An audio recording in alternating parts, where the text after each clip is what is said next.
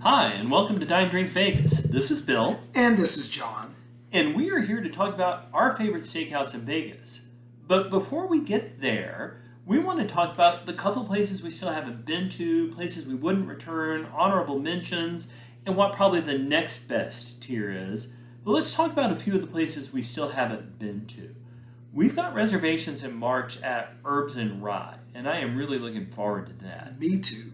And Golden Steer is for our Labor Day trip, right? Yes. And there's that one place in the hotel that I refuse to mention. Circus, where dreams go to die. We are going to go try out the steakhouse. And then Andiamo's, which we're also going to in March. I'm looking forward to that. So we haven't been everywhere, but we've been to a lot of spots. And of those spots, there is only a tiny handful of places we wouldn't go back to. And I will start here. I would not go back to Hugo's Cellar in downtown Vegas. And I know that's controversial. A lot of people are going to disagree with me on that. And the food was pretty good. And I actually kind of liked the atmosphere. But there was a 45-minute gap between when I finished my entree and when somebody came by close enough for me to say, hey, please bring me a check. Nope, out. I'm not going back to Hugo's Cellar. John, where would you not go back to? So I would not go back to Bugsy and Meyer. So when we went, everybody in our group but me did not enjoy the meal. I have to say, I had a beautiful, beautiful steak. The problem is that the main dining room is open air to the walkway going back to the Flamingo pool. And I don't mean to insult the guests at the Flamingo, but when I'm paying that kind of money for a premium steakhouse experience, I do not want to watch 8-year-olds beat each other with pool noodles or see very large women in very small bikinis. It throws me out of the moment. Yeah, like I know how I look, thus I don't wear swimwear into nice steakhouses. Another one, and this may be our most controversial opinion, but Barry's Downtown Prime. We both agreed we wouldn't go back to it. Why would you not go back, John? So, number one, I just felt like, and I expect to pay good money at a Vegas steakhouse. I'm not a cheapsteak, but I do feel like Barry's tends to nickel and dime. Some of the things on the menu are at the maximal price you would see around town. The tableside old fashioned cart. The bartender, she did a phenomenal job, but you're paying premium prices for mid-shelf liquor. I just feel like there's better bang for your buck in Vegas. I would go back for a cocktail. I might even go back to get the lobster mac and cheese to go, but I don't think I'd go there for dinner again. Yeah, and I just don't happen to care for a really dark ambiance.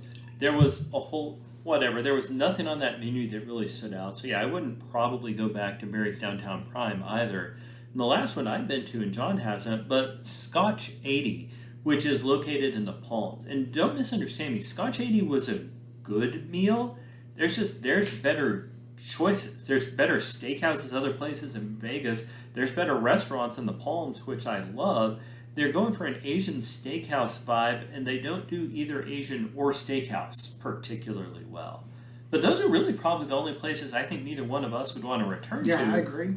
Well, and we've got a pretty big honorable mention list, like places we liked, places we would be happy to go back to, just places that aren't quite in the top tier. I will start with Triple George Grill, which is right across the street from the Downtown Grand. It has a lot of Vegas locals in there, particularly at lunch. It strikes me as more of a lunch spot than a dinner spot, but I had a nice New York strip. The bartender services were great. It was a lot cheaper than a lot of these places, not my very favorite, but I'd be delighted to go back to Triple George Grill. I also went to, and I don't think you're on this trip, I went to STK in the Cosmo it was for brunch, but I wound up getting a steak. It was a nice place. I enjoyed the nice open area ambiance. I enjoyed the conversation I had with my bartender. And then Vic and Anthony's I've been to, which is in downtown in the Golden Nugget. John, you said you haven't been to Vic and Anthony's, right? No, not yet. As a Texan, I know that there's a lot of things that they do that are very similar to other Landry Zone places. I hear good things, but yeah, I haven't had a chance to go yet. So I had a great steak. Now I was having a great trip with a buddy of mine, so sure I was in a good mood. But my steak was good. I loved my waiter's attitude. Like, she was gently poking fun at us in a way that I really enjoyed, but that was still appropriate to a high-scale steakhouse. Also, I think, and that trip has been like 9 months ago, I think the waiter is still pouring that shot of Eagle Rare I had that was $14. That was an amazingly good deal on a high-end steakhouse in Vegas. Yeah, the next time I'm anywhere near the Nugget, I'm just popping in that bar for some Eagle Rare. Yeah. Honestly, the reason Vic and Anthony's isn't higher is I just don't like the Golden Nugget that much. Carver Steak in Resorts World is really good, and it got close to making the next tier for me. It's I don't know, it's kind of a bit of shtick, but I enjoy when they bring you a series of different knives and you pick the knife with which you're going to cut your meat. I enjoyed the tableside drink presentations. I don't know, it wasn't quite good enough to make it in the top tier, but I really enjoyed Carver Steak. Next one got on our list is Bavette's. John, what did you think about Bavette's? So I think I enjoyed Bavette's more than anybody else in the group. I had a really lovely meal. The cocktails are on point. The room is a little bit dark. It's not, if you're with a big group and you're trying to have a conversation, honestly, I'm getting old. I'm in my upper 40s. I had to use the flashlight on my phone to read the menu. If they brought up the lights a little bit, it might get higher on my list. But overall, really good food. Yeah, and I'm with you. And this is just a personal preference thing. I don't care for the dark ambiance. My meal was good, nothing amazing, but it was a good meal. I enjoyed it. Just not quite the next level. I went to SW last year at Labor Day, and I don't think you were on that particular trip. SW was phenomenal. The problem with SW is that they know they're phenomenal and they charge like they're phenomenal. The other problem with SW is that they're trying too hard to pack people in, and the tables are like really close together, even out on the patio, which becomes uncomfortable. But the steak is good. The setting is beautiful. My service was very good, and that's why it makes this list. John, what do you think about Prime at the Bellagio? So I've been to Prime twice. Both times really enjoyed the meal. I think their menu is very comparable to another steakhouse that we'll talk about in a moment. The thing about Prime is whether or not it's worth it depends on whether or not you get a fountain view. And I understand now, it used to be the luck of the draw, but I believe now you could pay extra to get a fountain view. I would absolutely go back to Prime if it was a special occasion and I had the extra money to guarantee a fountain view. But if you're going to be inside the restaurant without that view of the Bellagio fountains, Prime is great. I think there's better bang for your buck, but it's still good. So this is one of those times where John and I actually agree 100%. It all comes down to, can you get one of the outside patio seats or not? If you're inside, it's very good. But again, it's one of those places that knows they're very good. The last place on our honorable mention list, we actually have a different perspective. Yes, we do. Craft Steak, which is located in the Mirage. I have been there several times. I usually get the skirt steak. It is an Australian Wagyu, which they flavor with Tabasco. Everyone has been excellent. And I think a point that John and I agree on is that the bar service there is great. Like if you're anywhere near the Mirage, stop by Craft Steak just to have a drink or three, because that is a great part of the experience. But John? Yeah, absolutely. Yeah. The bartenders at Craft Steak are arguably some of the best in town. My problem with Craft Steak is I got a terrible cut of beef out of that kitchen now. In fairness to Craft Steak, I'm the kind of person, I don't like to send things back to the kitchen. I don't like to complain. I don't want to be a Karen. I never gave them the chance to rectify it. But I'm going to be honest with you. I've only been once, and the steak they brought me is hands down the worst piece of beef I have ever paid cash money in any restaurant ever. And you're talking about somebody who used to work at a Golden Corral, folks. So something slipped past quality control. It happens even in great restaurants. I've been very salty about it for years, but maybe I should have said something. Fair. But still, all those places on that honorable mention list were good places worth going back to.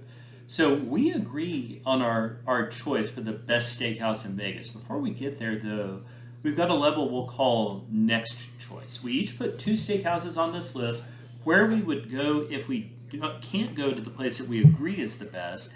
And I will start with the next choice list. I went to Jean Georges and the Aria in December of 2022. Like most of these places, we've got a separate video of it up, but it's one of the few places that did an excellent job of seasoning my steak. The sauces Jean Georges brings you are phenomenal. My waiter was very, very good in telling me how to combine the sauces. It was a great steakhouse. There were two problems. One, they know they've got a named chef from a premier elite French cooking school and they charge accordingly. Two, I just don't care for that dark ambiance as much. But Jean George is very, very good. And if I can't get to my top choice, as a place I will go. John? So I want to put Joe's up as an honorable mention, especially if you're into surf and turf. The seafood at Joe's is incredible. Joe's and Prime, actually, there's a fair bit of menu overlap. But Joe's is a little bit more affordable, and I think it's just outstanding. Nobody in my family but me likes seafood, so if I go to Joe's, I'm definitely looking for surf and turf. And they just do a phenomenal job. So I've been to Joe's twice now, and I enjoyed both meals. But the first time, it was simply pretty good. And then my brother-in-law, in an incredibly generous act, paid for the meal, and then Vegas ate him. And for all I know, he went into the Joe's kitchen. We have no idea what happened. But yeah, Joe's was good. The second time I went to Joe's, it was much better. And we've got a video of it here on this channel. My other choice here in the second tier category, but where we would go if we couldn't get our top choice, is top of binions. And I've never said these words to John before because they pain me to my core. But John, I was wrong. The first time, don't get big ideas. John is now drinking a glass of an incredibly bad brandy I just poured him. But we went to Top of Binions once with our wives and with another buddy of ours and his wife. And it was fine. I don't think I was in the right headspace for that trip, but I went back this summer and it was excellent. Part of what made it excellent was they had my favorite cognac. The English word is hardy and it's an English family, but they moved to France in the mid-19th century, started making cognac, so call it hardy, but a giant pour of an amazing cognac at a good price for dessert, a really good steak. They brought some salt to season over it. I like Top of Binions, and I'm sorry, John, when I told you were wrong about it after the first time we went there. Well, and I will grant you the elevator ride up to Top of Binions feels like it might be the last elevator ride of your life, and they could work on that. But once you're in there, you really do feel like you're in the Rat Pack's Vegas. It's the thing that I hope the Golden Steer will also be. Food quality was amazing. The cocktails are old school but very good. The service is extremely attentive. It was only my second trip to Vegas when we ate there with our wives.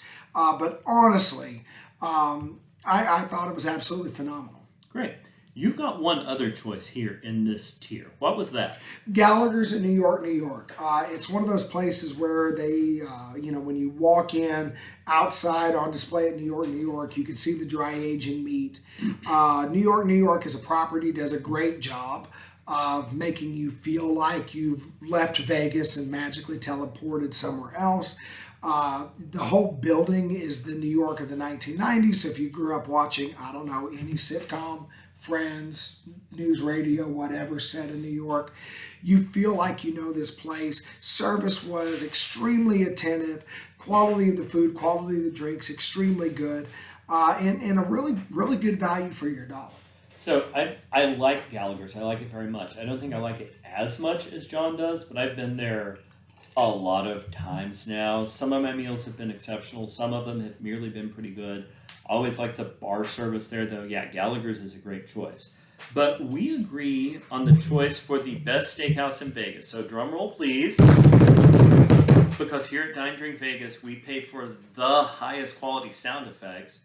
The best steakhouse in Vegas is Oscar's at the Plaza. Come on, what else could it be? It really can't be anything else. Oscar's is gloriously unafraid to season their steaks. They have salt and pepper and garlic. It enhances the steak without dominating the steak. We had a French waitress with just the right level of bad attitude who made the whole meal experience delightful. Food came out very quickly. It's not that it's a cheap meal, because it's not, but the prices were completely reasonable for what you get, right? That's what you pay for a top-level steakhouse in Vegas. And they've got my favorite cocktail list in Vegas. I think it was His Honor, but is a gin martini with a slice of jalapeno in it. So yeah, I love Oscars, and it's got a light ambiance to it. Like, you can see so many of the lights off of Fremont Street. Yeah, and one of the neat things about Oscars is that the room itself is dark, but there's so much glass in there, and when you go in at night, the lights from Fremont Street come pouring in. It's beautiful. The service is great. The cocktails are great. You literally could run into former Mayor Goodman and his wife, current Mayor Goodman. There's such a history in that place of Oscar Goodman and the mob and all those things you think of in Vegas. It's great for a group outing. It's great for a romantic outing. And even though, if you think about food quality, bar, service, ambiance, Oscars might not be the top at each of those categories, but it's easily in the top 3 to top 5 in every category. It checks every box you could possibly imagine. And I don't think any place summarizes Vegas, says Vegas more than Oscars. Yeah, no, absolutely. Like, I love that wall as you walk in of letters and pictures and stuff. So, folks, thanks so much for sitting with us. What we try to do at Dine Drink Vegas is give you the information you need to plan your next trip to Vegas, and we love to hear from our viewers. So use the comments section down below. Ask us any questions and tell us what your favorite steakhouses are in Vegas. But for us, the choice is pretty clear. It is Oscars. So again, this is Bill. And this is John. Thanks so much for listening, and happy travels.